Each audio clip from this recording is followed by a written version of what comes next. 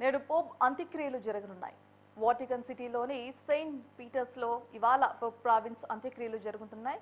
అయితే ఈ కార్యక్రమంలో పాల్గొనేందుకు భారత రాష్ట్రపతి ద్రౌపది ముర్ము సహా ప్రపంచ దేశాల అధినేతలు, ప్రతినిధులు 164 మంది హాజరు కానున్నారు. దేశాధినేతలు వస్తుండటంతో ఇటలీ ప్రభుత్వం పటిష్టమైన భద్రతా ఏర్పాట్లు చేస్తుంది. ఈ నెల 21న పోప్ ప్రావిన్స్ అనారోగ్యంతో కన్నుమూశారు.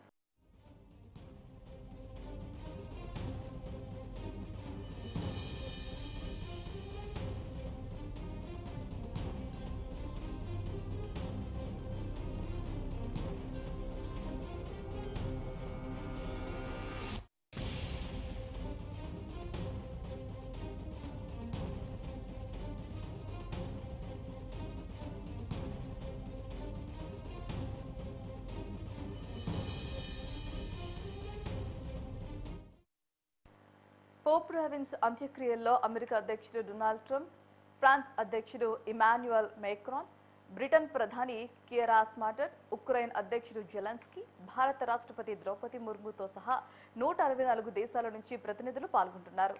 ముర్ము వెంట కేంద్ర మంత్రులు కిరణ్ రిజిజు, జార్జ్ కురియన్, గోవా డిప్యూటీ స్పీకర్ జాషువా ఉన్నారు. శనివారం వాటికన్ సిటీలో జరిగే పోప్ అంత్యక్రియల్లో పాల్గొని భారత ప్రభుత్వం ప్రజల తరపున రాష్ట్రపతి నివాళులు అర్పిస్తారు.